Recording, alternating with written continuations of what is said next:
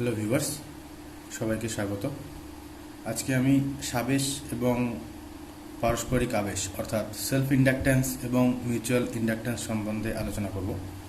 এই আলোচনাটা তড়িৎচুম্বকীয় আবেশ সংক্রান্ত যে আমার প্রথম ভিডিও তার সেকেন্ড সিরিজ হবে। প্রথম ভিডিওতে আমি ফ্যারাডে সূত্র এবং লেঞ্জের সূত্র সম্পর্কে আলোচনা করেছিলাম।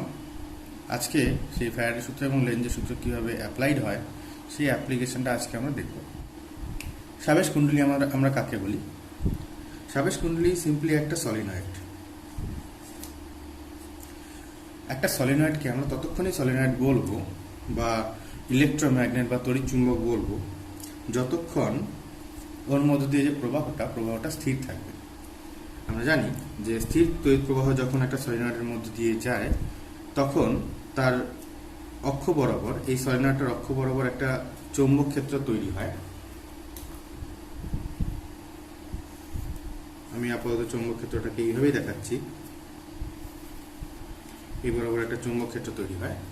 সেই চৌম্বক ক্ষেত্রের রাশিমালা আসে B = μ0 Ni, যেখানে n = ক্যাপিটাল N/L।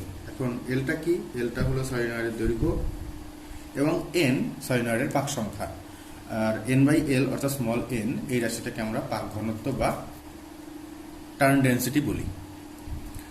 এখন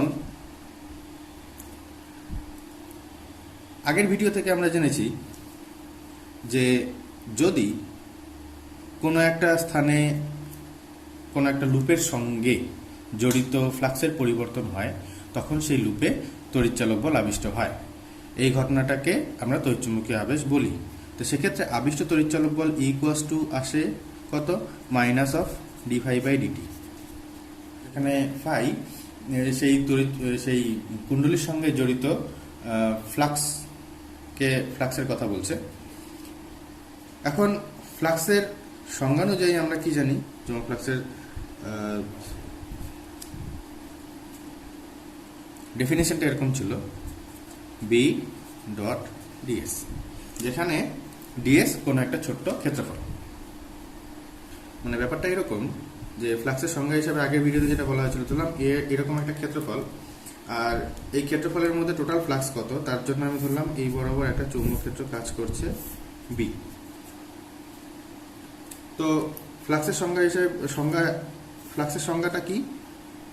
যে এই তলের মধ্যে দিয়ে লম্বভাবে কতগুলো পারপেন্ডিকুলারলি লম্বভাবে কতগুলো বলরেখা নির্গত হবে, সেটাই এই তলের মধ্যে দিয়ে ফ্লাক্স বা চৌম্বক ফ্লাক্স, কতগুলো লাইনস অফ ফোর্স লম্বভাবে পারপেন্ডিকুলারলি নির্গত হচ্ছে। এখন এখানে দেখতে পাচ্ছি যদি আমরা একটা ছোট্ট সারফেস এরিয়া ধরে নিই, এখানে এই ds কে যদি আমরা ভেক্টর রূপ দিই, অর্থাৎ ক্ষেত্রফল ভেক্টরটা সবসময় তলের সঙ্গে লম্বভাবে হয়, আর এখানটা চৌম্বক ক্ষেত্রটা কোন বরাবর কাজ করছে? ম্যাগনেটিক ফিল্ডটা কোন বরাবর কাজ করছে? ম্যাগনেটিক ফিল্ডটা কাজ করছে এই বরাবর। তাহলে এখানে দেখা যাচ্ছে যে ম্যাগনেটিক ফিল্ড অর্থাৎ চৌম্বক ক্ষেত্র এবং ক্ষেত্র ভেক্টরের সঙ্গে একটা অ্যাঙ্গেল হয়ে আছে। তো এখন যেটা দেখলাম যে এখানে চৌম্বক ক্ষেত্র ভেক্টরটা কিন্তু লম্বভাবে যাচ্ছে না, কিন্তু ফ্লাক্সের সংজ্ঞা অনুযায়ী আমাকে লম্বভাবে দেখাতে হবে।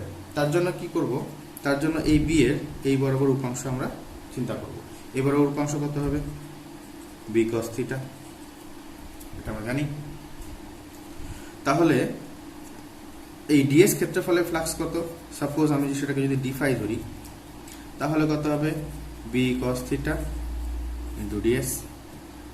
আর আমরা জানি দুটো ভেক্টরের মধ্যে ডট গুণফল হলেই সেক্ষেত্রে cos θ আসে। তাহলে এটাকে আমরা এইভাবে লিখতে পারি B.ds। তাহলে এই ক্ষেত্রফলের মোট ফ্লাক্স কত? ফাই = ক্ষেত্র সমাকল বা সারফেস ইন্টিগ্রেশন B.ds। এই ইন্টিগ্রেশনটা পুরো সারফেসের উপরে, এই পুরো এস সারফেসটার উপরেই হবে, যে এস সারফেসটা আমি প্রথমে কনসিডার করেছি।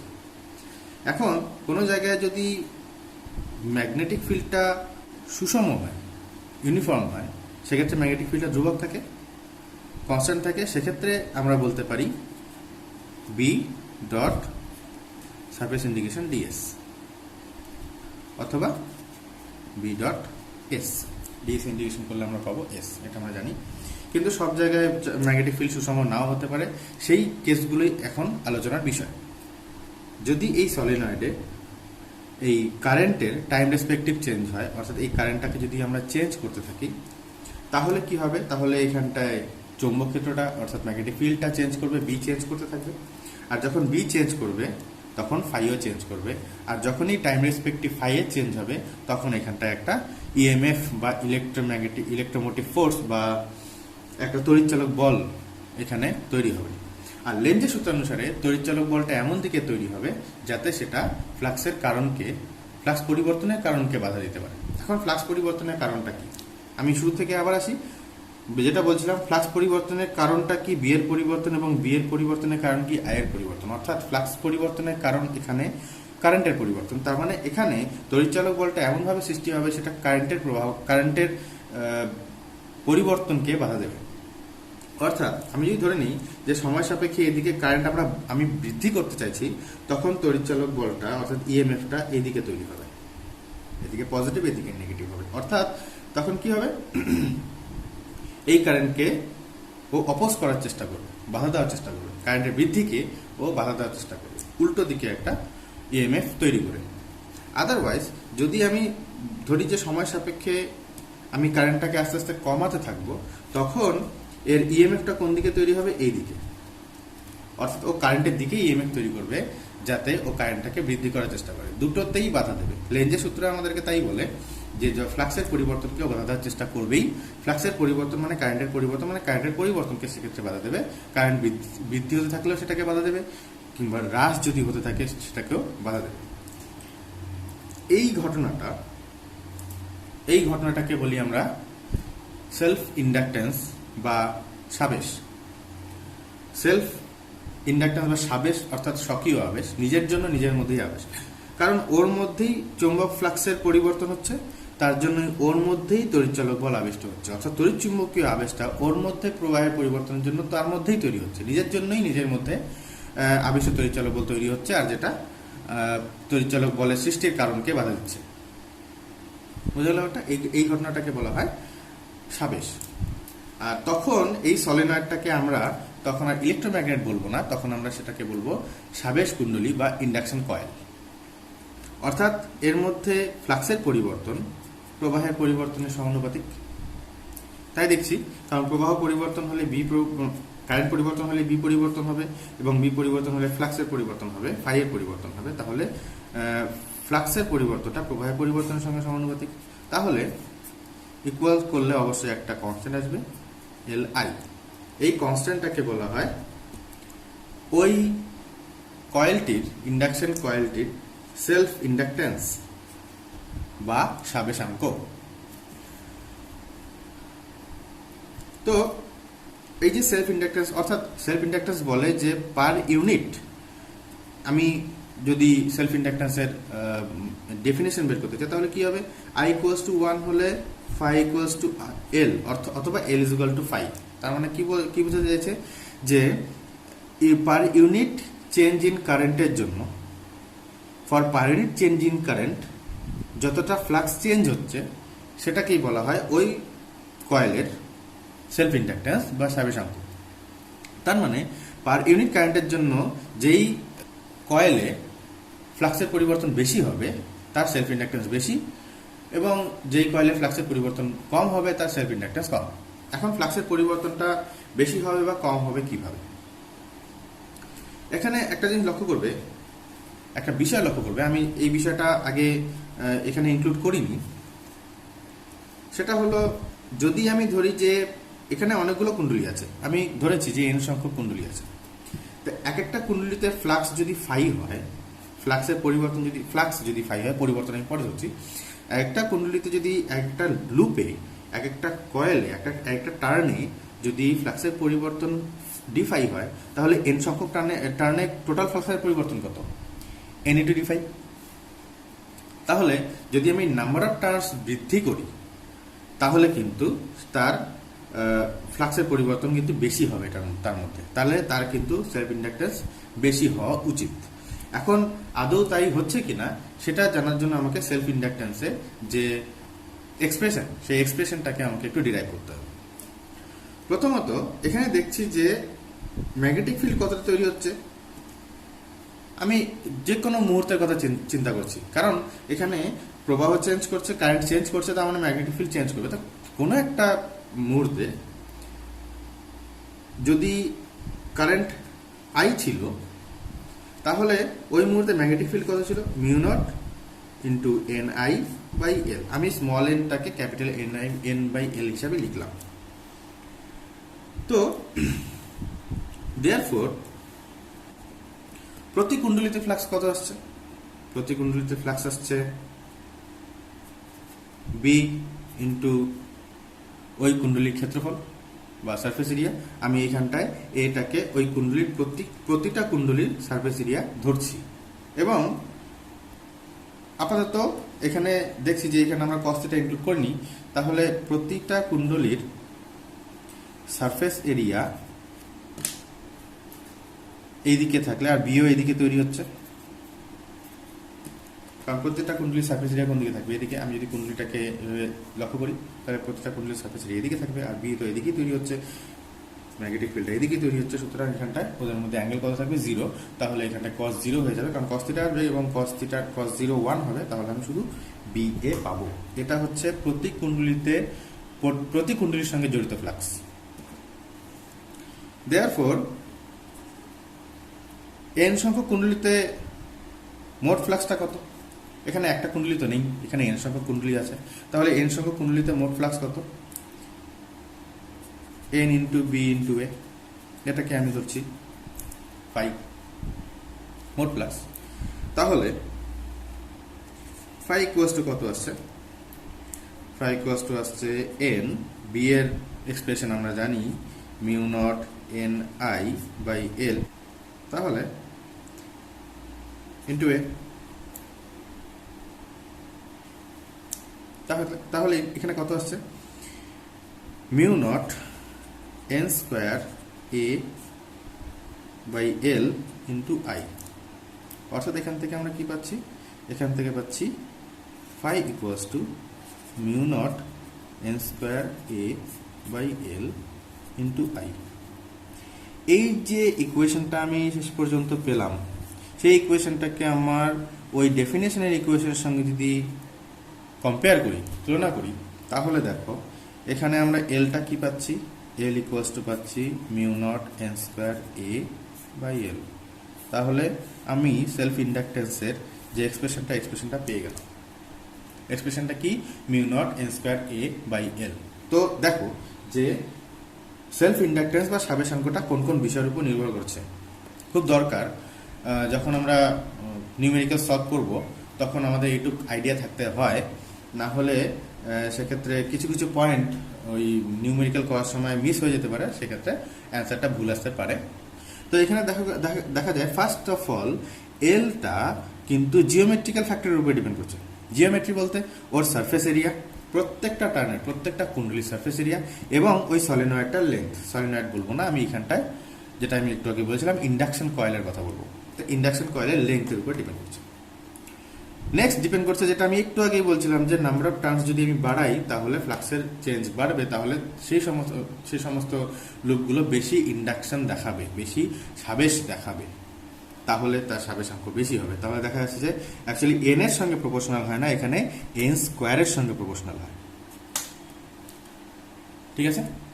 তো এখন এটা তো গেল সাবেশাঙ্ক বা সেলফ ইন্ডাকটেন্সের রাশিমালা। এই এক্সপ্রেশনটা প্রুভ করার সময় আমি যেই বিষয়টা সলিনয়েডের ক্ষেত্রে ধরেছি, সেই বিষয়টা হচ্ছে সলিনয়েডের যে কোর বা মজ্জা। কোর বলতে কি আমরা কি বুঝি? যে এই যে আমরা এই যে কপার ওয়্যারের যে আমি ওয়াইন্ডিংগুলো তৈরি করলাম, সেই কপার ওয়্যারের ওয়াইন্ডিংগুলো কিসের উপরে তৈরি করেছি? আদারওয়াইজ কিসের মধ্যে তৈরি করেছি? সাপোজ আমি যদি এই প্লাস্টিকের উপরে কপার ওয়্যারটা দিই, তাহলে কি হচ্ছে? প্লাস্টিক একটা নন ম্যাগনেটিক ম্যাটেরিয়াল, অর্থাৎ এর যে ম্যাগনেটিক পারমিবিলিটি বা চৌম্বক ভেদ্যতা, সেটা কিন্তু শূন্য মাধ্যমে চৌম্বক ভেদ্যতার সমানই হবে। সুতরাং সেটা থাকা না থাকা কিন্তু একই ব্যাপার। ওটা থাকা, এই প্লাস্টিকের একটা পেনের উপরে ওয়াইন্ডিং থাকা, পেন থাকা না থাকা একই ব্যাপার। আদারওয়াইজ যদি দেখা যায় যে আমি এই ওয়াইন্ডিংটা তৈরি করেছি একটা লোহার একটা দণ্ডের উপর, তো লোহার দণ্ডের কি হয়, ম্যাগনেটিক পারমিবিলিটিটা বেশি হয়, অর্থাৎ লোহার যে আপেক্ষিক চৌম্বক ভেদ্যতা বা রিলেটিভ পারমিবিলিটি, সেটাকে আমরা মিউ আর দিয়ে লিখি, সেই রিলেটিভ পারমিবিলিটিটা একের থেকে অনেক বেশি হয়, কারণ লোহা একটা ফেরোম্যাগনেটিক ম্যাটেরিয়াল বা অয়স্ক চৌম্বক পদার্থ। এই সংক্রান্ত সমস্ত আলোচনা চৌম্বক পদার্থের যে প্রকারভেদ, ক্লাসিফিকেশনস অফ ম্যাগনেটিক ম্যাটেরিয়ালস, সেই ভিডিওতে বলা আছে। তাহলে সেক্ষেত্রে কি হবে, যদি এর কোর বা মজ্জা হিসাবে আমরা যদি একটা লোহার দণ্ড বা ওইরকম কোনো একটা ম্যাগনেটিক ম্যাটেরিয়াল বা ফেরোম্যাগনেটিক ম্যাটেরিয়ালের আমরা যদি কোর নিই, তাহলে কিন্তু সেক্ষেত্রে এল এর এক্সপ্রেশনে ওই মিউ নটের সঙ্গে মিউ আরও গুণ থাকবে, কারণ ম্যাগনেটিক ফিল্ডটাই নির্ভর করবে ওই এখানে ম্যাগনেটিক ফিল্ডটাই নির্ভর করবে, ওর শুধুমাত্র ফ্রি স্পেস পারমিবিলিটিতে নির্ভর করবে না, তার সঙ্গে সঙ্গে ওর রিলেটিভ পারমিবিলিটির উপরেও নির্ভর করবে। বোঝা গেল ব্যাপারটা? এটা আসলে আমার কাছে এল এর এক্সপ্রেশন। এখন এখানটায় আমরা একটা ছোট্ট গল্প করি। গল্পটা এরকম, সেটা হচ্ছে এডি কারেন্টের সমস্যা।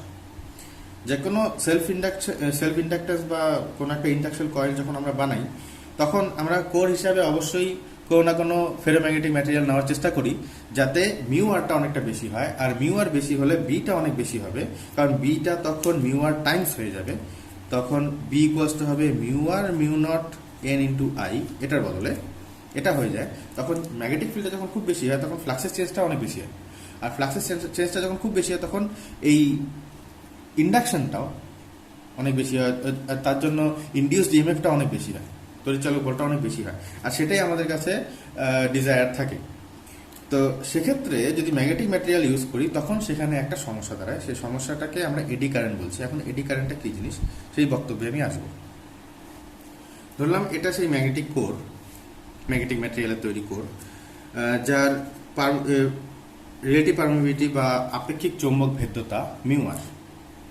এখন এখানে আমি আমার ইন্ডাকশন কয়েলটাকে তৈরি করতে চাচ্ছি। তো যথারীতি আমরা ইন্ডাকশন কয়েলটার যে ওয়াইন্ডিংগুলো পেঁচালাম,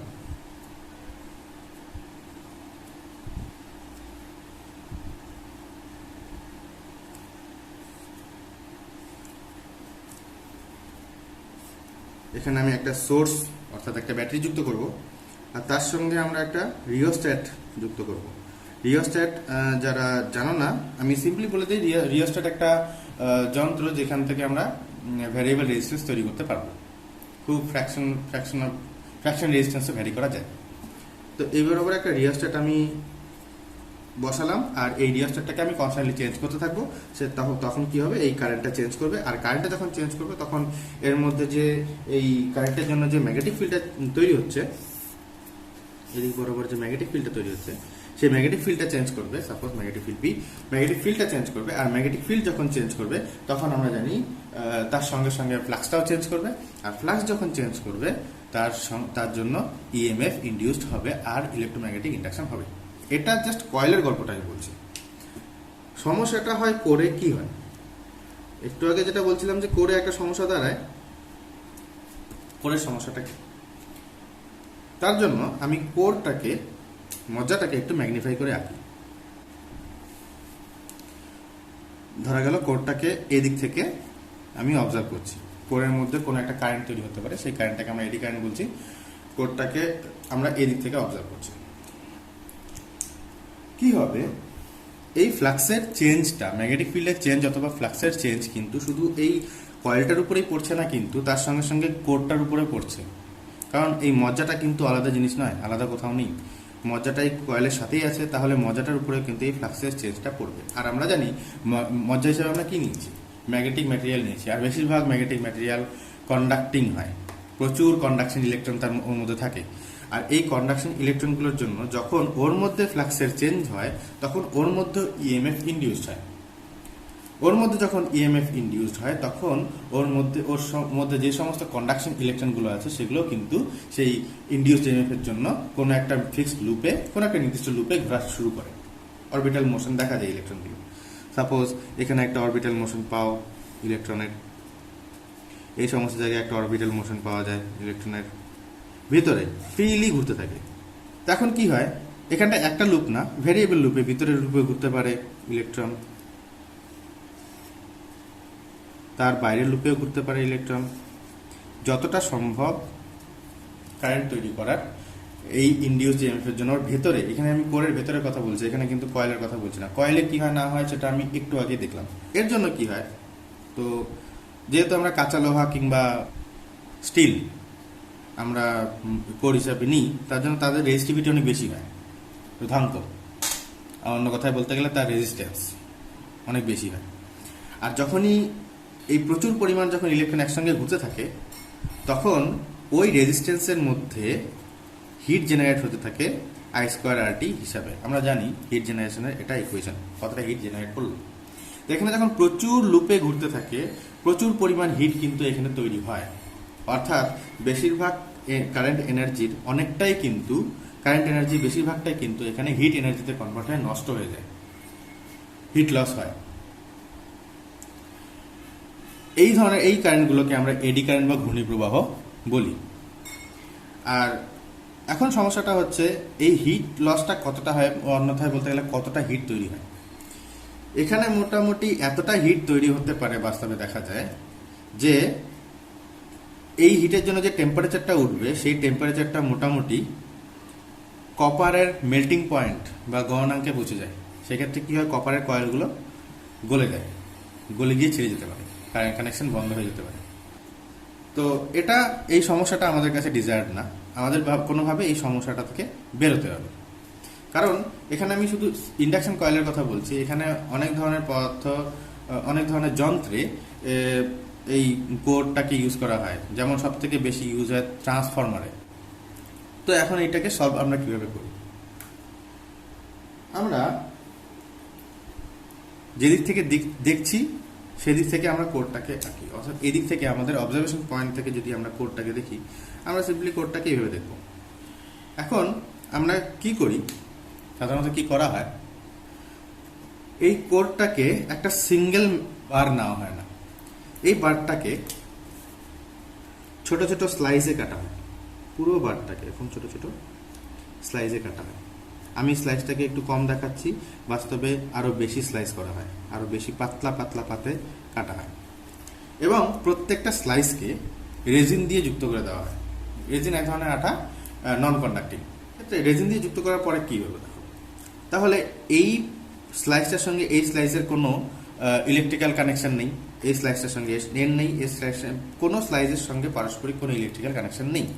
তো যদি এডি কারেন্ট এখানে জেনারেট করে, আমরা জানি জেনারেট করবেই, আর যদি জেনারেট করে সেক্ষেত্রে কিন্তু এত বড় রাস্তা পাবে না কিন্তু। কারণ প্রথমে কত বড় রাস্তা পাবে, এই যে এইখানটা আমি যদি ধরি, প্রথমে এই যদি আমার কোডটা হয়, কারেন্ট ঘোরার বিভিন্ন রাস্তা ছিল। এই একটা রাস্তা, এই একটা রাস্তা,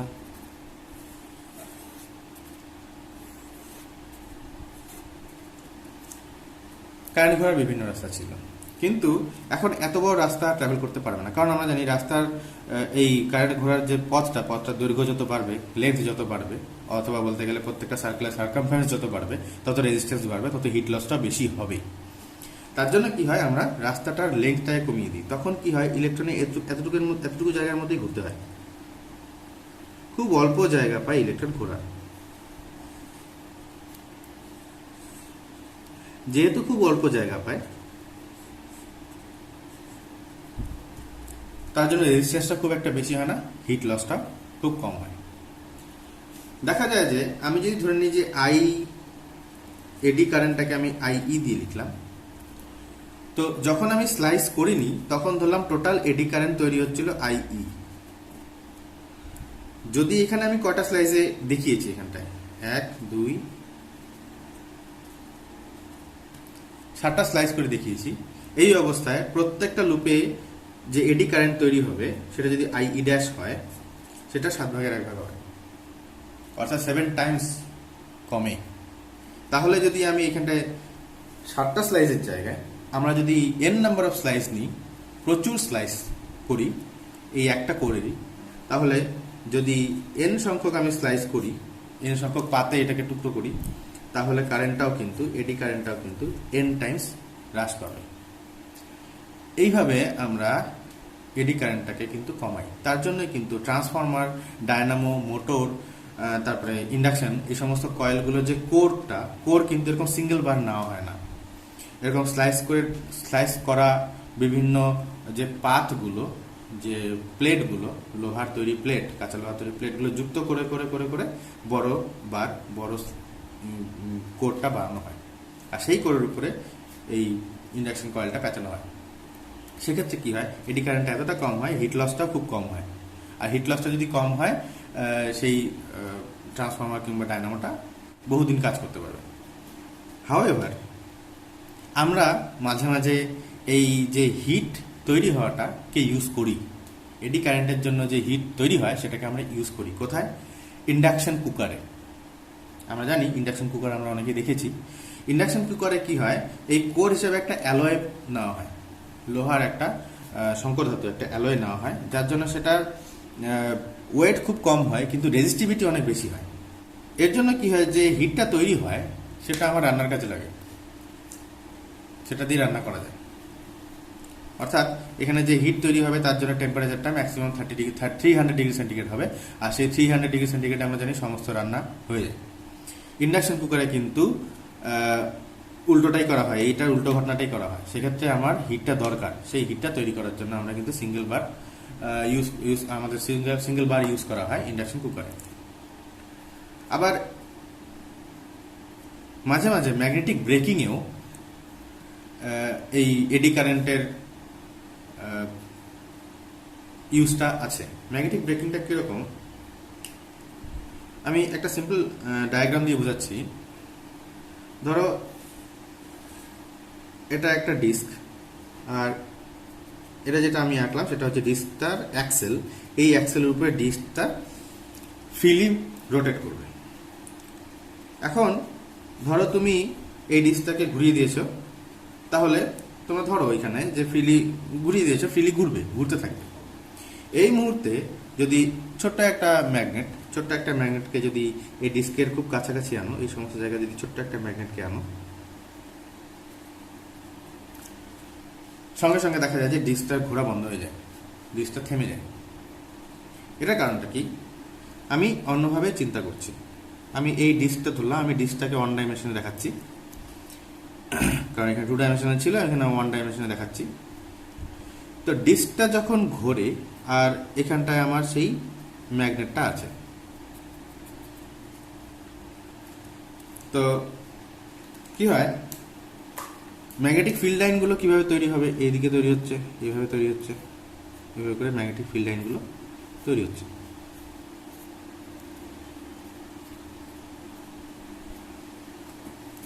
তো লক্ষ্য করো, যত বাইরের দিকে যাচ্ছ তত কিন্তু ফিল্ড লাইনের যে ঘনত্বটা, যে ডেন্সিটিটা কমছে, এবং যত সেন্টারের দিকে আসছে তত ডেন্সিটিটা বাড়ছে।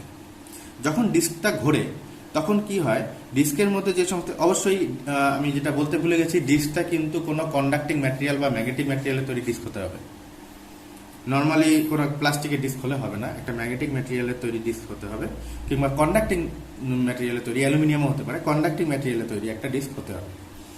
সেক্ষেত্রে কি হয়, যখন ডিস্কটা ঘোরে তখন ধরো এখান থেকে কিছু ইলেকট্রন এদিকে আসতে থাকে, ডিস্কটা যখন ঘোরে ডিস্কের যে ফ্রি ইলেকট্রনগুলো তার সঙ্গে ঘুরতে থাকে। যখন ফ্রি ইলেকট্রনগুলো এখান থেকে এদিকে মুভ করে তখন ও কম ফ্লাক্সের থেকে বেশি ফ্লাক্সের দিকে যাচ্ছে, অর্থাৎ ওই ইলেকট্রনগুলো তখন ফ্লাক্সের পরিবর্তন এক্সপিরিয়েন্স করবে, আর যখনই ফ্লাক্সের পরিবর্তন এক্সপিরিয়েন্স করবে তখন একটা ইএমএফ জেনারেট করবে, যেই ইএমএফটা লেনজের সূত্র অনুসারে কোন দিকে কাজ করবে, সেই ফ্লাক্সের পরিবর্তনকে বাধা দেবে।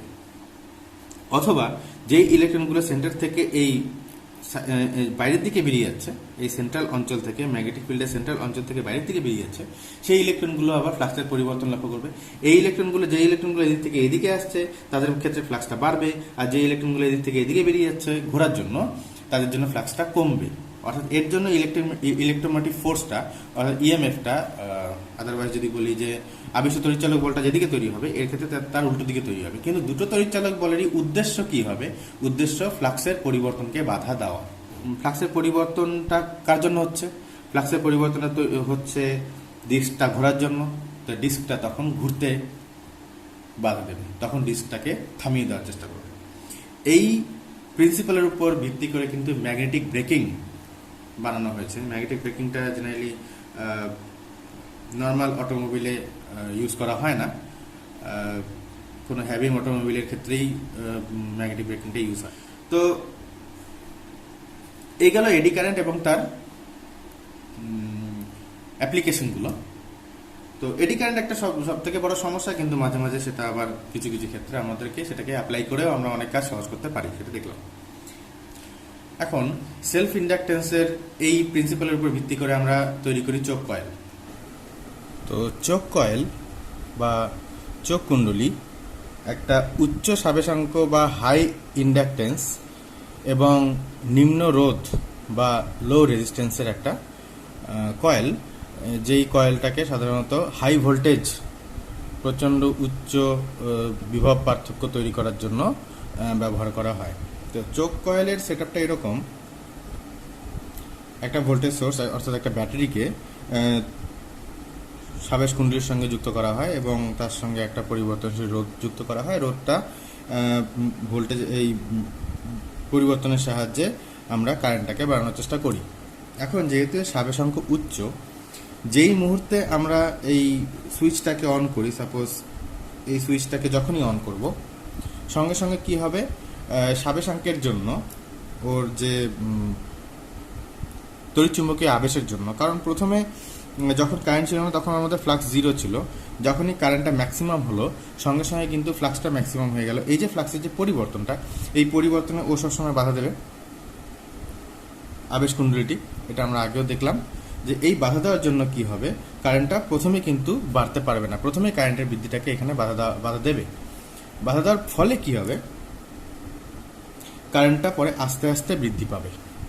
এখানে প্রথমে কারেন্টটা বাধাপ্রাপ্ত হবে, তারপরে কারেন্টটা এখানে আস্তে আস্তে বাড়তে থাকবে। আস্তে আস্তে আস্তে আস্তে ধরলাম কারেন্টটা একটা স্টেডি ভ্যালু পেল, একটা স্টেডি ভ্যালু, একটা ধ্রুবক ভ্যালুতে আসলো, সেটা হচ্ছে আই।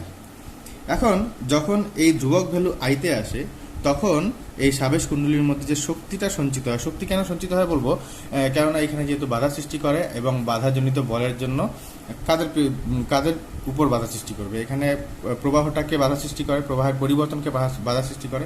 তাহলে প্রবাহের পরিবর্তন মানে ইলেকট্রনের ফ্লোকে বাধা দেওয়ার চেষ্টা করে। সেই ইলেকট্রন ফ্লোকে বাধা দেওয়ার জন্য যে শক্তিটা এখানে সঞ্চিত হয় অ্যাজ ম্যাগনেটিক এনার্জি, যে শক্তিটা সঞ্চিত হয়, শক্তির রাশিমালা এরকম আসে ½LI², যেখানে আইটা, যেটা আমি বললাম, স্টেডি ভ্যালুর কারেন্ট। তো এখন কি করা হয়, এই কয়েলটার সঙ্গেই একটা সেকেন্ডারি বর্তনী যুক্ত করা হয়। সেই সেকেন্ডারি বর্তনীতে একটা রোধ যুক্ত করে রাখা হয়। যেই মুহূর্তে কারেন্টটা স্টেডি ভ্যালু পেল, সেই মুহূর্তে এই সুইচটাকে এই বর্তনীর সঙ্গে যুক্ত করে দেওয়া হয়। সঙ্গে সঙ্গে এই বর্তনীটা ওপেন হয়ে গেল, এই বর্তনীটা ক্লোজ হয়ে গেল। যখনই এই বর্তনীটা ক্লোজ হয়ে গেল, তখন যেই কারেন্টের মানে, যেটা আমি বলছিলাম যে আই কারেন্টের মানে এখানে ম্যাক্সিমাম ভ্যালু পেয়েছিল, যখন খুব ফ্র্যাকশন অফ সেকেন্ডের জন্য যখন সুইচটাকে অদল বদল করা হবে, ওই মুহূর্তে কিন্তু কারেন্টটাকে কমতে দেবে না। কারণ যেটা একটু আগে বলা হচ্ছিল যে সাবেশ কুণ্ডলী কারেন্টের বৃদ্ধিটাকেও বাধা দেয়, আবার কারেন্টের হ্রাস পাওয়াটাকেও বাধা দেয়। সুতরাং সঙ্গে সঙ্গে কিন্তু কমতে দেবে না। আর সঙ্গে সঙ্গে তখন সেই সময়ের মধ্যে, সেইটুকু সময়ের মধ্যে সুইচটা অদল বদল হয়ে এই বর্তনীতে ফ্লো করবে। যখনই ফ্লো করবে তখনই রেজিস্ট্যান্সের অ্যাক্রসে একটা বিভব প্রভেদ তৈরি হবে। সেই বিভব প্রভেদটার মানটা কত হবে? বিভব প্রভেদের মানটা হবে সেই যেই প্রবাহটা, ম্যাক্সিমাম প্রবাহটা যেটা এখন এইখানটায় ফ্লো হবে, কারণ ওই আই প্রবাহে এটা এই বর্তনীটাকে ক্লোজ করা হয়েছিল এবং এই বর্তনীটাকে ওপেন করা হয়েছিল। তো ওই মুহূর্তেও কারেন্টটাকে যেহেতু কমতে দেবে না, কারেন্ট কিন্তু আই থাকবে ওই মুহূর্তে, তারপরে আস্তে আস্তে কমতে থাকবে এবং সেই কারেন্টের জন্য একটা ম্যাক্সিমাম বিভব প্রভেদ তৈরি হবে V=IR। এখন দেখো, এই আর এর ভ্যালুটা যত বেশি হবে, অর্থাৎ এই বর্তনীর যে আর এর ভ্যালুটা, যেটা আমি সেকেন্ডারি বর্তনীতে যুক্ত করেছি, সেকেন্ডারি বর্তনীর আর এর ভ্যালুটা যত বেশি হবে, ভোল্টেজ কিন্তু তত বেশি তৈরি হবে, বিভব প্রভেদ তত বেশি তৈরি হবে। আর বিভব প্রভেদ যত বেশি তৈরি হবে, তত কারেন্টটা বাধাপ্রাপ্ত হবে বেশি, তাই কারেন্টটা খুব তাড়াতাড়ি ডিকে করবে, তত তাড়াতাড়ি কারেন্টটা ডিকে করে 0 হবে। কারণ কারেন্টটা এইখানটায় কোনো উৎস নেই, এই রোধের জন্য কারেন্টটা আস্তে আস্তে ডিকে করে যাবে, কমতে কমতে একসময় 0 হবে। এখন থিওরিটিক্যালি বলা যায় যে যদি এখানে এই রোধটা 0 থাকে, যদি এই বর্তনীর রোধটা একদমই 0 হয়, তাহলে এই শক্তিটার কোনো রকম খরচা হবে না। অর্থাৎ এই শক্তিটা কোথায় ব্যয়িত হচ্ছে? রোধে ব্যয়িত হচ্ছে। তো যদি রোধ নাই থাকে বর্তনীটার, তাহলে এই শক্তিটা কোনোভাবে খরচা হবে না, তখন মানে থিওরিটিক্যালি বলা যায় যে আজীবন এখানে কারেন্টটা ঘুরতে থাকবে। কিন্তু জেনারেলি আমরা জানি যে যে কোনো বর্তনীর সবসময় কিছু না কিছু রোধ থাকে, আনলেস যদি আমি সুপার কন্ডাক্টর না বসাই, তাহলে সবসময় কোনো না কোনো বর্তনীর কিছু না কিছু রোধ থাকবে, তার জন্য কারেন্টটা একসময় জিরো হবে। কিন্তু রোধ যত বাড়বে তত কারেন্টটা সেই রোধের এগেনস্টে কাজ করবে এবং তত তাড়াতাড়ি কারেন্টটা ডিকে করবে। অর্থাৎ ভোল্টেজ যত বাড়াতে চাবো কারেন্টটা তত তাড়াতাড়ি শূন্য হয়ে যাবে। কিন্তু তাতে কি হচ্ছে, ফ্র্যাকশন অফ সেকেন্ডের জন্য, খুব কম সময়ের জন্য খুব হাই ভোল্টেজটা জেনারেট করতে পারছি। এটা কখন সম্ভব, যদি এর সাবেশাঙ্কটা খুব বেশি হয়, অর্থাৎ ইন্ডাকটেন্সটা, সেলফ ইন্ডাকটেন্সটা খুব বেশি হয় এবং এর রেজিস্ট্যান্সটা খুব কম হয় কম্পারেটিভ টু এই রেজিস্ট্যান্স। তো তখন কি হবে, এখান থেকে আমরা কি দেখতে পাচ্ছি, হাই ভোল্টেজ জেনারেট করতে পারছি। তো এখন কি হয়, যদি রোডটা খুব বেশি হয়, সাপোজ আরটা যদি টেকনিক্যালি ইনফিনিটি হয়, ইনফিনিটি বলতে আমি যদি এখানে এই সাবেশ কুণ্ডলীর যে সেকেন্ডারি সার্কিটটা আছে, আমি সেকেন্ডারি সার্কিটটা শুধু ড্র করছি।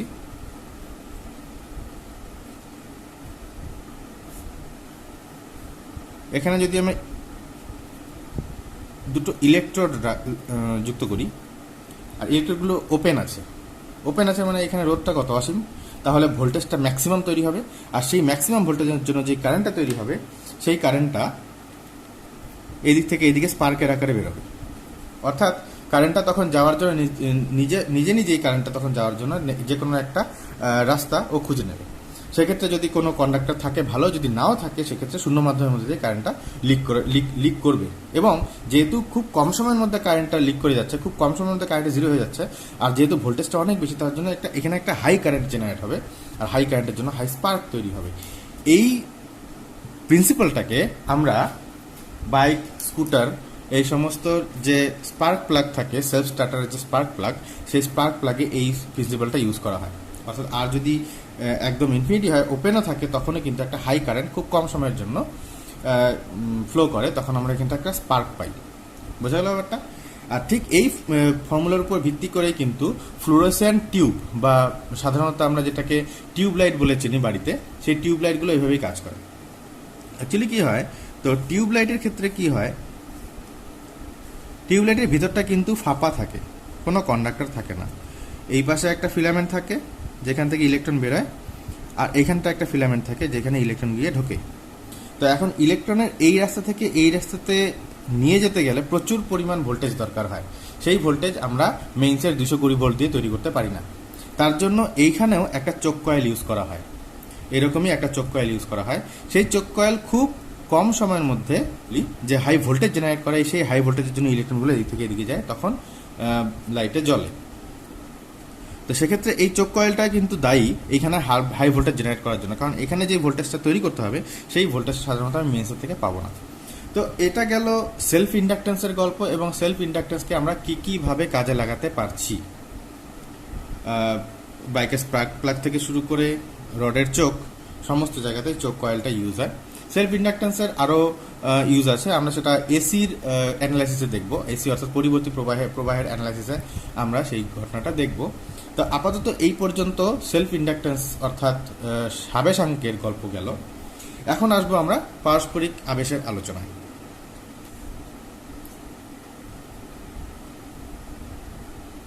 এটা আমার কোনো সলিনয়েডের মজ্জার উপর আমি কিছু তারের পাক বা ওয়াইন্ডিংস দিলাম, দিয়ে এই তারের যে লিডগুলো বেরিয়ে থাকলো, লিডগুলোকে আপাতত ওপেন রাখছি। এখন আমরা কি করব, এই পুরো ওয়াইন্ডিংয়ের উপরে আমরা একটা ইনসুলেটরের খুব পাতলা প্রলেপ দিলাম। ইনসুলেটর বলতে অপরিবাহী পদার্থ, অপরিবাহী পদার্থের খুব পাতলা একটা প্রলেপ দিলাম। তারপরে কি করব, তারপরে এটার উপর আরেকটা ওয়াইন্ডিং পেঁচাবো সেই প্রলেপের উপরে। তাহলে এই বাইরে যে ওয়াইন্ডিংটা, প্রলেপের উপরে যে ওয়াইন্ডিংটা পেঁচাচ্ছি, তারের কুণ্ডলীটা পেঁচাচ্ছি, সেটা ভিতরের কুণ্ডলী থেকে একদম ডিট্যাচ অবস্থায় আছে। এখন কি করব, আমরা এই কুণ্ডলীর মধ্যে একটা পরিবর্তনশীল রোধ, একটা ভ্যারিয়েবল রেজিস্ট্যান্স বা রিওস্ট্যাট যুক্ত করব, এবং একটা ব্যাটারি যুক্ত করব। যে ব্যাটারিটা থেকে কারেন্ট তৈরি হবে এবং ভ্যারিয়েবল রেজিস্ট্যান্সের সাহায্যে এই বরাবর যে কারেন্ট তৈরি হবে, সাপোজ কারেন্ট আই, সেই কারেন্টটাকে এখানে পরিবর্তন করা হবে। এখানে একটা ইন্টারেস্টিং ঘটনা লক্ষ্য করো। ঘটনাটা এরকম, যখন কারেন্টের পরিবর্তন হবে তখন উপরে যে কয়েলটা পেঁচিয়েছি, এই হালকা সবুজ দিয়ে আমি দেখিয়েছি, উপরে যে কয়েলটা পেঁচিয়েছি সেই কয়েলের মধ্যে কি হবে, ফ্লাক্সের পরিবর্তন হবে। এখন যেহেতু ভিতরের কয়েলটা, এই ডিপ সবুজ যে কয়েলটা, ভিতরের কয়েলটা যেহেতু বাইরের কয়েলের সঙ্গে খুব কাছাকাছি আছে, সেই ফ্লাক্সের পরিবর্তনটা ভিতরের কয়েলে পড়বে। যখন ভিতরের কয়েলে পড়বে তখন কিন্তু ভিতরের কয়েলের মধ্যেও কিন্তু তড়িৎচালক বল, ফ্লাক্সের পরিবর্তনের জন্য তড়িৎচালক বল আবিষ্ট হবে। আর যখনই তড়িৎচালক বল আবিষ্ট হবে, যখন আমরা এই বরাবর একটা অ্যামিটার বসাবো এই রাস্তায়, তখনই কিন্তু একটা অ্যামিটারের মধ্যে একটা বিক্ষেপ পাবো। ততক্ষণ বিক্ষেপ পাবো যতক্ষণ এই প্রবাহটা পরিবর্তন হবে। প্রবাহ যদি পরিবর্তন না হয় তখন আমরা এখানে স্টেডি প্রবাহের জন্য স্টেডি চৌম্বক ক্ষেত্র পাবো, বি স্টেডি হবে, ধ্রুবক হবে, তার জন্য ফ্লাক্স কোনো রকম চেঞ্জ করবে না, তখন আর প্রবাহ পাবো না। তো অ্যাজ লং অ্যাজ এই কারেন্টটা চেঞ্জ করবে ততক্ষণ কিন্তু এখানে অ্যামিটারে একটা কারেন্ট পাওয়া যাবে। তো এখানে দেখা গেল যে এই দুটো কয়েল পরস্পর ডিটাচ থাকা অবস্থাতেও কিন্তু একজনের থেকে শক্তি আরেকজনের মধ্যে আমি ট্রান্সফার করতে পারছি। এই ঘটনাটাকে আমরা বলি মিউচুয়াল ইন্ডাকশন বা পারস্পরিক আবেশ। ফ্লাক্সের পরিবর্তন কার জন্য হচ্ছে, যেখানটায় যেই কয়েলটার মধ্যে আমি উৎসটা যুক্ত করেছি, ব্যাটারিটা যুক্ত করেছি, সেটার জন্য ফ্লাক্সের পরিবর্তনটা হচ্ছে। এই যেই কয়েলের সাথে ব্যাটারিটা যুক্ত আছে সেই কয়েলটাকে আমরা প্রাইমারি কয়েল বলি, প্রাইমারি বা মুখ্য কয়েল বলি, মুখ্য কুণ্ডলী বলি। আর যেটার মধ্যে আমি ইলেকট্রিক্যাল এনার্জিটা ট্রান্সফার করতে চাইছি without any physical connection, without any physical contact,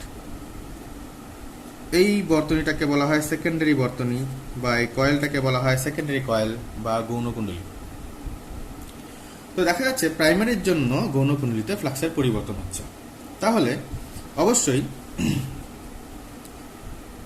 এই সেকেন্ডারিতে ফ্লাক্সের পরিবর্তন প্রাইমারিতে কারেন্টের পরিবর্তনের প্রপোর্শনাল হবে। কারণ যেটা আমি একটু আগে বললাম, প্রাইমারিতে যতক্ষণ কারেন্টের পরিবর্তন হবে ততক্ষণ সেকেন্ডারিতে ফ্লাক্স জেনারেট করবে, আর সেকেন্ডারিতে ফ্লাক্স জেনারেট করলে তখন সেকেন্ডারিতে ইএমএফ বা তড়িৎচালক বল আবিষ্ট হবে। তাহলে এখানটা একটা ইকুয়ালস করলে একটা কনস্ট্যান্ট পাবো অবশ্যই। এই কনস্ট্যান্টটাকে আমরা বলি coefficient of mutual inductance, coefficient of mutual induction অথবা মিউচুয়াল ইন্ডাকটেন্স বা পারস্পরিক আবেশাঙ্ক। তো আমরা আর্লিয়ার যে ইকুয়েশনটা পেয়েছিলাম সাবেশাঙ্কের ক্ষেত্রে, সেটা ছিল φ = L × I। সেটা হচ্ছে ওর মধ্যেই প্রবাহের পরিবর্তনের জন্য ওই কয়েলের মধ্যেই ফ্লাক্সের পরিবর্তন হচ্ছে, তার জন্য ওই কয়েলের মধ্যেই ইএমএফ বা তড়িৎচালক বল জেনারেট হচ্ছে। এখানে কি হচ্ছে, এখানে একজনের মধ্যে ইএমএফ জেনারেট হচ্ছে, অর্থাৎ একজনের মধ্যে ফ্লাক্সের পরিবর্তন হচ্ছে আরেকজনের জন্য। এখানে সেলফ ইন্ডাকশন এবং মিউচুয়াল ইন্ডাকশনের পার্থক্য, কিন্তু এই ইকুয়েশন দুটো থেকে আমরা এইটুকু তো আপাতত কনক্লুড করতে পারছি যে এল এবং M same physical quantity, same রাশি কিন্তু, কারণ এমটাও ফ্লাক্স এবং কারেন্টের রেশিওর সমান এবং এলটাও কিন্তু ফ্লাক্স এবং কারেন্টের রেশিওর সমান। যাই হোক, তো এখন এই সেকেন্ডারি কয়েলে যে ইএমএফটা জেনারেট হলো, অর্থাৎ তড়িৎচালক বলটা তৈরি হলো, সেই তড়িৎচালক বলটা কত হবে, E = -dφ/dt। তাহলে কত হবে, -m × di/dt। তাহলে মিউচুয়াল ইন্ডাকটেন্সের জন্য যে তড়িৎচালক বলটা, যে ইএমএফটা জেনারেট হচ্ছে, সেটা হচ্ছে di/dt। এখন এই এমটা কি কোন কোন বিষয়ের উপর নির্ভর করে। প্রথমত আমরা যে কোরটাকে ইউজ করেছি সেই কোরের ধরলাম আমি রিলেটিভ পারমেবিলিটি বা আপেক্ষিক চৌম্বক ভেদ্যতা μr। তাহলে এখানে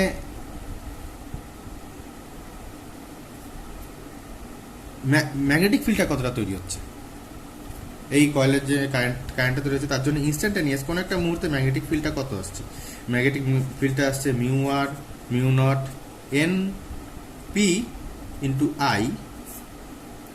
I/L, যেখানে npটা কি, npটা হচ্ছে প্রাইমারি কয়েলের নাম্বার অফ টার্নস, প্রাইমারি কয়েলের কুণ্ডলীর সংখ্যা, ঠিক আছে।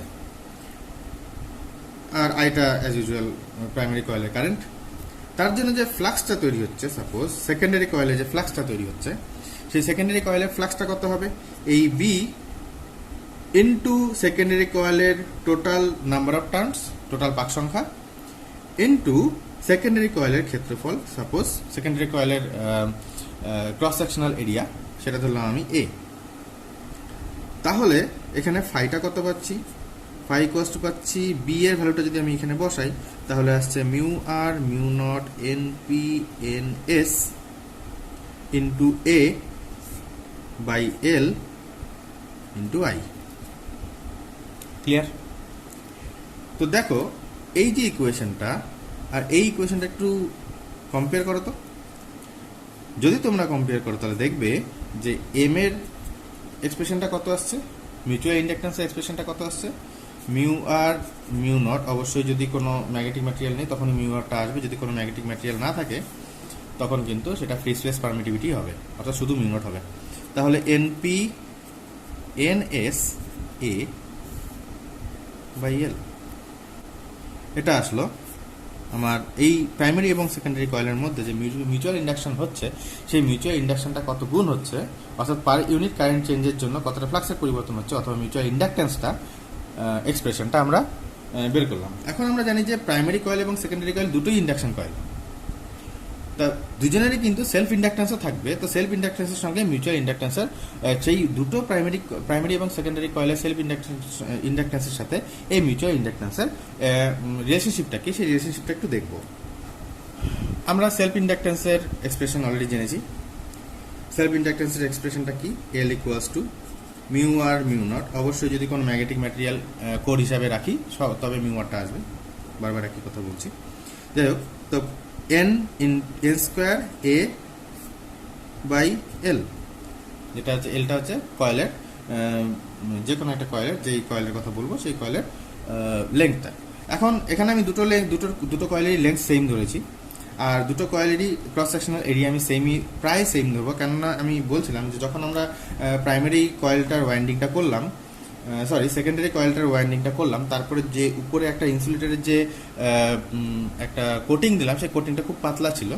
তার জন্যই কিন্তু একজনের সঙ্গে পাতলা থাকা মানে এটা কি, সেক্ষেত্রে প্রাইমারি কয়েল এবং সেকেন্ডারি কয়েলের এরিয়াটা, ক্রস সেকশনাল এরিয়াটা খুবই একই, প্রায় সমান। তাহলে প্রাইমারি কয়েলের সেলফ ইন্ডাকটেন্সটা কত আসছে, mu R mu naught N P square A by L, এবং সেকেন্ডারি কয়েলের সেলফ ইন্ডাকটেন্সটা কত আসছে, mu R mu naught N S square A by L. তো therefore L P L S equals to কত আসছে, mu R square mu naught square N P square N S square A square by L square. এটা লক্ষ্য করো, এই রাশিটার square কিছুই না, এই রাশিটার স্কোয়ার। তাহলে এখানে আমি লিখতে পারি M square. This implies M equals to কত, M equals to root over L P L S. অর্থাৎ প্রাইমারি এবং সেকেন্ডারি কয়েলের যে সেলফ ইন্ডাকটেন্সগুলো থাকছে, সেই সেলফ ইন্ডাকটেন্সের সঙ্গে ওদের দুজনের মিউচুয়াল ইন্ডাকটেন্সের যে সম্পর্কটা, সেই সম্পর্কটা বুঝলাম। তো মিউচুয়াল ইন্ডাকটেন্সটা সেলফ ইন্ডাকটেন্সের মতনই সিমিলার প্রপার্টি দেখাচ্ছে। প্রথমত জিওমেট্রিক্যাল ফ্যাক্টরের উপর ডিপেন্ড করে, তাহলে এবং তারপরে কোরটা কি ম্যাটেরিয়ালে তৈরি সেটার উপর ডিপেন্ড করছে, এবং মিউচুয়াল ইন্ডাকটেন্সটা আবার সেলফ ইন্ডাকটেন্স যেমন একটাই কয়েল ছিল তার জন্য ওই কয়েলের নাম্বার অফ টার্নসের উপরে ডিপেন্ড করছিল, কিন্তু মিউচুয়াল ইন্ডাকটেন্স দুটো কয়েল যে দুজনের মধ্যে মিউচুয়াল ইন্ডাকশনটা হচ্ছে, সেই দুজনেরই কিন্তু নাম্বার অফ টার্নসের উপর ডিপেন্ড করছে। এই যে এক্সপ্রেশনটা, এই এক্সপ্রেশনটা প্র্যাকটিক্যালি সবসময় ঠিক হয় না। প্র্যাকটিক্যালি এই M near equal to L root over L P L S আসে, অর্থাৎ স্লাইটলি লেস দ্যান। তার জন্য প্র্যাকটিক্যালি আমরা এই ইকুয়েশনটাকে এইভাবে রিপ্রেজেন্ট করি, M equals to K into root over L P L S, যেখানে কে একটা কনস্ট্যান্ট যার ভ্যালুটা লেস অর ইকুয়াল টু 1। এখন এটা লেস দ্যান 1 কেন আসছে, কারণ আমরা এখানটা ধরে নিচ্ছি যে দুটোরই লেন্থ প্রায় সমান এবং দুটোরই ক্রস সেকশনাল এরিয়া অর্থাৎ প্রস্থচ্ছেদের ক্ষেত্রফলটা দুটো সলিনয়েডেরই ক্ষেত্রফল সমান সমান ধরছি আমরা, দুটো কয়েলেরই ক্ষেত্রফল সমান ধরছি, কিন্তু এক্স্যাক্টলি সমান নাও হতে পারে। প্র্যাকটিক্যালি তো এটা হয় না, প্র্যাকটিক্যালি কিছু না কিছু মিসম্যাচ থাকে, সেই মিসম্যাচের জন্য কিন্তু এইখানটায় আমি কিন্তু এক্স্যাক্টলি ইকুয়াল পাই না, তার জন্য একের থেকে কম পাই, কিংবা যদি পারফেক্ট কোনোভাবে পারফেক্ট করতে পারি সেক্ষেত্রে একের সমান হবে কিন্তু একের থেকে বেশি হবে না। এই ব্যাপারটা মোটামুটি তোমাদের কাছে ক্লিয়ার হলো। এখন যেহেতু সেলফ ইন্ডাকটেন্স এবং মিউচুয়াল ইন্ডাকটেন্স একই ধরনের রাশি, দুইজনের কিন্তু ইউনিট এবং ডাইমেনশন সেম থাকবে। সেলফ ইন্ডাকটেন্স বা মিউচুয়াল ইন্ডাকটেন্স দুটোরই এসআই ইউনিট হলো হেনরি। জোসেফ হেনরির নাম অনুসারে এই দুটো রাশিরই ইউনিট হলো হেনরি। তাহলে আমরা জানি যে ইকুয়ালস টু হয় minus L into D I by D T. Otherwise যদি মিউচুয়াল ইন্ডাকশন হয় তাহলে equals to M into D I by D T. একটা কয়েলের জন্য আরেকটার উপর আরেকটার মধ্যে যে তড়িৎচালক বল তৈরি হচ্ছে সেই ঘটনাটা, অর্থাৎ এক্স্যাক্টলি এই ঘটনাটা। তাহলে আমরা এখানটায় যদি এই দুটো সমীকরণকেই যদি দুটো ইকুয়েশনকে যদি আমি ইউনিটি ইকুয়েশনে কনভার্ট করি, তাহলে ই এর একক আমরা জানি ভোল্ট, এল কিংবা এম দুটোরই ইউনিট হেনরি, অ্যাম্পিয়ার সেকেন্ড। তাহলে হেনরি ইকুয়ালস টু কত আসছে? Volt per ampere into second. এখন V equals to I R, ohm's law. এই ওহমস ল থেকে আমরা বলতে পারবো যে অ্যাকচুয়ালি ভি বাই আই অর্থাৎ volt by ampere equals to রেজিস্ট্যান্সের ইউনিট অর্থাৎ ওহম। তাহলে আমরা বলতে পারি henry equals to ohm into second. Clear? তো এখন মিউচুয়াল ইন্ডাকটেন্সটাকে আমরা কোথায় কাজে লাগাই? মিউচুয়াল ইন্ডাকটেন্স সব থেকে বেশি কাজে লাগে ট্রান্সফরমারের ক্ষেত্রে। এখানে আমি একটা সিম্পল কোশ্চেন করি। কোশ্চেনটা এরকম, আমরা এত কিছু কেন করতে গেলাম? একটাকে ভেতরে পেঁচালাম, একটাকে বাইরের দিকে পেঁচালাম, কোনো ফিজিক্যাল কন্ট্যাক্ট করলাম না, মিউচুয়াল ইন্ডাকশন করলাম, এখান থেকে কারেন্ট এখানে নিয়ে আসলাম, ইলেকট্রিক্যাল এনার্জিটা এখানে নিয়ে আসলাম। কি দরকার ছিল? আমরা তো ডিরেক্ট কানেক্ট করতে পারতাম। এটার কারণটা এখন আমি বোঝাবো। অ্যাকচুয়ালি কি হয় যে এটা যখন আমি ট্রান্সফরমার এসিতে আবার ট্রান্সফরমার আলোচনা করতে হবে, তো সেক্ষেত্রে কি হয় যে সেকেন্ডারিতে যতটা ভোল্টেজ তৈরি হচ্ছে সেটা যদি আমি ভিএস ধরি, আর প্রাইমারিতে যতটা ভোল্টেজ দেওয়া ছিল ভিপি, মানে এই ভোল্টেজটার কথা বলছি, এই ভোল্টেজটার কথা বলছি, যে ভোল্টেজটা দেওয়া আছে প্রাইমারিতে সেটা ধরে আমি ভিপি ধরি, আর সেকেন্ডারিতে তৈরি হচ্ছে ভিএস। বললাম সেকেন্ডারিতে এখানে ভিএস একটা বিভব প্রভেদ তৈরি হচ্ছে। তাহলে এটা দেখা যায় generally V S by V P equals to N S by N P হয়। তার মানে এটা কি? যদি আমরা এটাকে বলি আমরা টার্ন রেশিও, এটাকে স্মল টি দিয়েও লেখা হয়। তার মানে এটা কি? যদি আমরা টার্ন রেশিওটা চেঞ্জ করি তাহলে কিন্তু ভিএস এবং ভিপিটাও চেঞ্জ হবে। যেমন যদি আমরা এমনভাবে একটা এই মিউচুয়াল ইন্ডাকশনটা এমনভাবে করার চেষ্টা করি যে এনএসটা গ্রেটার দেন এনপি হয়, তাহলে অবশ্যই এই ইকুয়েশন থেকে বুঝতে পারছি যে টি গ্রেটার দেন 1 হবে, যেটা ভিএস গ্রেটার দেন ভিপি তৈরি করবে। অর্থাৎ সেকেন্ডারিতে ভোল্টেজটা প্রাইমারি থেকে বেশি তৈরি হবে, যতটা ভোল্টেজ আমি দিচ্ছি তার থেকে বেশি ভোল্টেজ পাবো। এই ঘটনাটাকে আমরা স্টেপ আপ করা বলি। স্টেপ আপ, ভোল্টেজটা বাড়ানো হয়। আদারওয়াইজ এনএস যদি লেস দেন এনপি হয় তাহলে টার্ন রেশিওটা লেস দেন 1, তাই সেখান থেকে আমরা বলতে পারি ভিএস লেস দেন ভিপি। অর্থাৎ আমরা সেকেন্ডারিতে প্রাইমারি থেকে কম ভোল্টেজ তৈরি করতে পারি। Step down. তোমরা দেখে থাকবে কিনা জানি না, স্ট্যাবিলাইজারে আমরা সেম কাজ করি। স্ট্যাবিলাইজারের সাহায্যে আমরা ভোল্টেজটাকে স্টেপ আপ করতে পারি কিংবা স্টেপ ডাউন করতে পারি, ওখানেও সেম ঘটনাটা ঘটাই। যেই যন্ত্রটার সাহায্যে ঘটনাটা ঘটাই সেই যন্ত্রটাকে বলা হয় ট্রান্সফরমার। এই ট্রান্সফরমারের সাহায্যে ভোল্টেজটাকে ট্রান্সফর্ম করা যায়, ভোল্টেজটাকে কম থেকে বাড়ানো যায় কিংবা বেশি থেকে কম করা যায়, স্টেপ ডাউন করা যায়, স্টেপ আপও করা যায়। এটাই অ্যাকচুয়ালি মিউচুয়াল ইন্ডাকটেন্সের মূল ব্যবহার।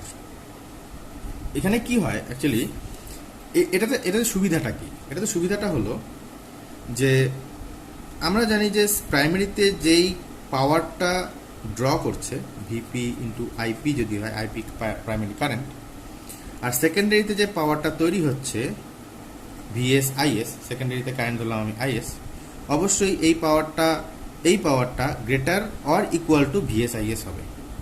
কোনো যদি শক্তি খরচা আলাদা অন্যদিকে খরচা না হয় তাহলে এই ঘটনাটা ঘটবে।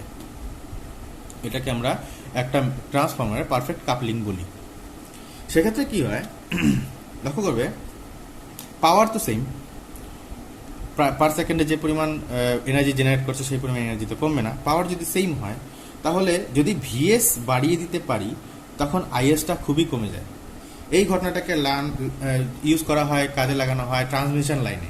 ট্রান্সমিশন লাইন বলতে ওই আমরা রাস্তার পাশে বড় বড় টাওয়ার দেখেছি, যে টাওয়ার দিয়ে কারেন্টের তার নিয়ে যাওয়া হয়, এরকম কিলোমিটার পর কিলোমিটার টাওয়ার থাকে। সেক্ষেত্রে লম্বা লম্বা যে তার থেকে, এই তারগুলোকে আমরা ট্রান্সমিশন লাইন বলি।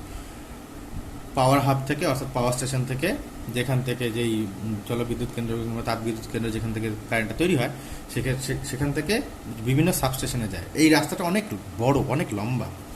সেক্ষেত্রে কি হয়, রাস্তাটা যেহেতু অনেক লম্বা, রাস্তার রেজিস্ট্যান্সটা কিন্তু অনেক বেশি হয়। আর রেজিস্ট্যান্স যদি বেশি হয়, এই কোনো একটা কারেন্ট, সেকেন্ডারি কারেন্ট অবশ্যই সেকেন্ডারি কারেন্টই জেনারেট করবে, কারণ সেকেন্ডারি কোনো একটা পাওয়ার হাবের কোনো একটা সেকেন্ডারি ট্রান্সফরমারের সেকেন্ডারি থেকে কিন্তু এই কারেন্টটা আসছে। সেকেন্ডারি কারেন্টটা যদি খুব বেশি হয়, এই রোধের জন্য একটা হিট লস হবে। সেই হিট লসটা এত বেশি হবে, দেখা গেল কারেন্টটা শেষমেশ সাবস্টেশন অবধি পৌঁছলো না, তার আগেই তারটাকে ড্যামেজ করলো। এই ঘটনাটা ঘটতেই পারে। তার জন্য কি করা হয়, পাওয়ার স্টেশন বলছি কেন, তার জন্য কি করা হয়, বিদ্যুৎ কেন্দ্র যেখান থেকে বিদ্যুৎটাকে তৈরি করা হয়, কারেন্টটাকে তৈরি করা হয়, সেক্ষেত্রে স্টেপ আপ করে দেওয়া হয়। যখনই স্টেপ আপ করে দেওয়া হয় তখন ভিএসটা ম্যাক্সিমাম হয়ে যায়, আইএসটা তখন মিনিমাম হয়ে যায়। কারেন্টটা এত কম হয় তখন হিট লসটা খুবই কমে যায়। তার জন্য হিট লস ছাড়া কারেন্টটা অনেক দূর অবধি পৌঁছতে পারে। এটা একমাত্র মিউচুয়াল ইন্ডাকশনের দ্বারাই সম্ভব, অন্য কোনো কিছু দ্বারা সম্ভব না। এর ফলে কিন্তু এত পরিমাণ কারেন্ট, এত পরিমাণ ভোল্টেজের কারেন্ট এত দূর থেকে আমাদের বাড়িতে আসা সম্ভব হয়েছে। তো বুঝতেই পারলে যে মিউচুয়াল ইন্ডাকশনটাকে আমরা কোথায় কোথায় কাজে লাগাই। তো সেইভাবে স্টেপ ডাউনও করা হয়। আমাদের বিভিন্ন পাড়ায় পাড়ায় যে সমস্ত ট্রান্সফর্মারগুলো থাকে, সেই ট্রান্সফর্মারগুলো 11,000 ভোল্ট থেকে 220 ভোল্টে স্টেপ ডাউন করে আমাদের বাড়িতে পৌঁছায়। তো সেই গল্পটা আর বললাম না, সেই গল্পটা তোমরা বুঝে গেছো অলরেডি। তো তোমরা আপাতত আজকে এই ভিডিওতে সেলফ ইন্ডাকশন এবং মিউচুয়াল ইন্ডাকশন সম্বন্ধে যাবতীয় তথ্য তোমরা জানতে পারলে, যে তথ্যগুলো তোমাদের পরবর্তীতে কনসেপ্ট তৈরি করা এবং নিউমেরিক্যাল সলভ করার জন্য খুবই কাজে লাগবে। ভিডিওর সঙ্গে থাকার জন্য ধন্যবাদ। Have a nice day.